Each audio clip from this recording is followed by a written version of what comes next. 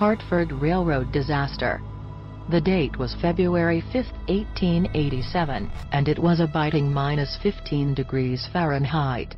The Boston-Montreal Express service left White River Junction at 2:10 a.m., and soon began crossing the White River on the West Hartford Bridge. The train started to sway, and the back carriage swung off the bridge. As the train fell off the tracks and tumbled to the river below, it caught fire and brought the bridge down with itself.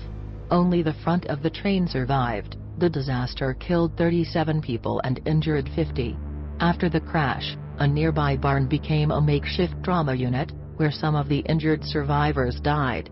The barn still stands, and passers-by have heard crying coming from there. The area where the bridge stood has been known to emit the smell of burning wood. Some see a ghostly manifestation of Conductor Sturdivant, believed to be patrolling the bridge to prevent another accident. Others see the ghost of a young child in 19th-century clothing, hovering above the river, staring at where the crash occurred.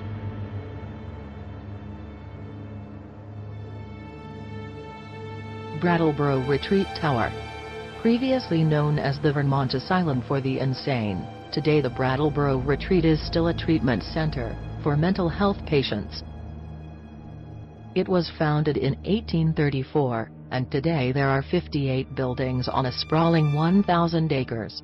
Only 20 of the buildings are modern, while the remainder was built between 1838 and 1938. One abandoned and closed-off building, the Retreat Tower, was built between 1887 and 1892 by patients. During that period, doctors believed that physical labor could improve patients' mental health. Legend says that the tower was closed shortly after being built because too many patients jumped to their death. One of the most common sightings today in the tower is a ghostly figure jumping, but never hitting the ground.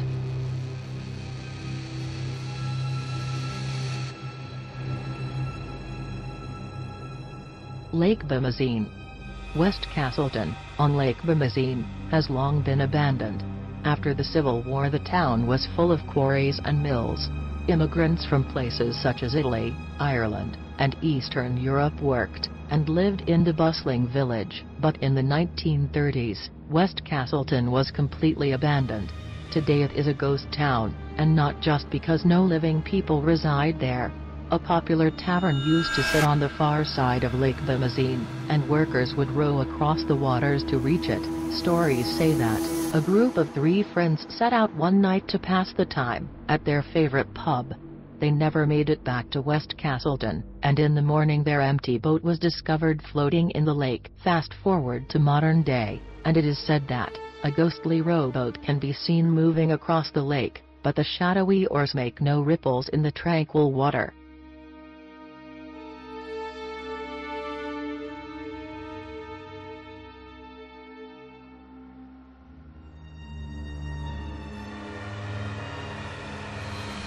Emily's Bridge. Stowe is best known for its mountain resort. It is also home to the Trapp family lodge, where one of the children from the famous Sound of Music Von Trapp family settled after escaping Europe. The town's spookiest claim to fame is the covered Gold Brook Bridge, but everyone knows it as Emily's Bridge. A broken-hearted woman is said to haunt the bridge. The exact circumstances surrounding her death are unclear. All the legends involve her being jilted by a lover she was going to marry. One ends with driving a fast-moving carriage off the rocky bank and dying in the brook below.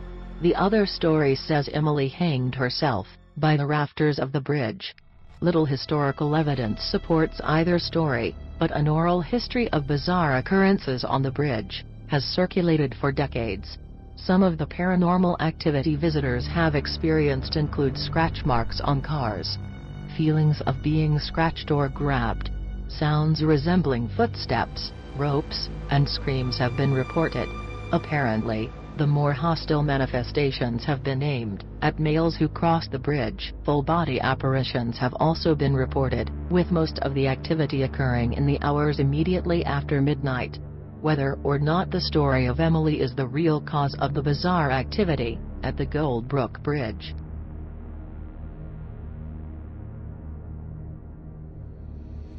Haunted stagecoach stops. In the Okemo Valley, a popular bed and breakfast is known for more than its locally sourced meals and historic architecture. The Golden Stage Inn, in its original form, was constructed in 1788. Originally it was a stagecoach stop in southeast Vermont. It may have also been an important part of the Underground Railroad. At one point, it was repurposed as a private home for nearly 100 years. It opened as an inn in the 1960s. The building has gone through numerous renovations over time. Although it has changed hands over the centuries, and now guests come and go, some residents are there to stay. A newer section of the inn may be home to a kind-hearted and handsome ghostly spirit. He reportedly looks like Robert Redford and wanders the halls in an old-fashioned coat. Other people have heard unexplained footsteps and electronics turning on and off on their own.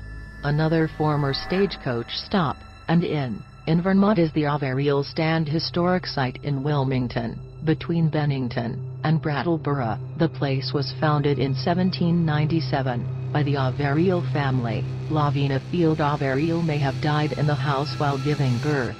Another woman named Mrs. Brown died in the house years later. It is believed that their ghosts haunt the now historic site. Objects mysteriously appear and disappear in the kitchen. A young woman in period dress has been seen in several of the rooms. Dogs behave strangely at night, as if reacting to someone in the yard. Late at night, in the dead of winter, the doorbell will ring mysteriously, and there will be no footprints.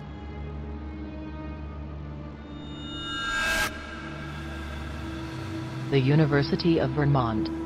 Burlington is the biggest city in Vermont, and home to its largest higher education institution, the University of Vermont, better known as UVM. It was established in 1791, only the fifth university to be founded in New England. Thousands of students enter and graduate every year. It seems some of them never leave. UVM has bought many former homes in the city and turned them into campus buildings. The Counseling Center is one such building, and people have reported seeing there the ghost of Captain John Knapp, the house's former owner.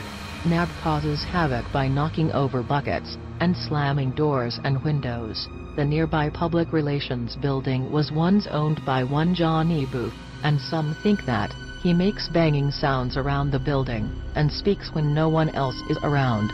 The Bittersweet House is one of the most haunted buildings on campus. Multiple people have reported seeing full-body apparitions there. The ghost is believed to be Margaret Smith, who lived a solitary life in the house after becoming widowed at a young age until her death there in 1961. Some have seen, in detail, a woman with neat hair and a long dress. Other people have claimed to see a more blurry version of the woman. Perhaps one of the most tragic stories on campus is the residence hall converse. In 1920, a young medical student named Henry committed suicide there. Students have experienced lost items and unexplained movement of doors and windows. Apparently, the University of Vermont has more haunted buildings than anywhere else in the state.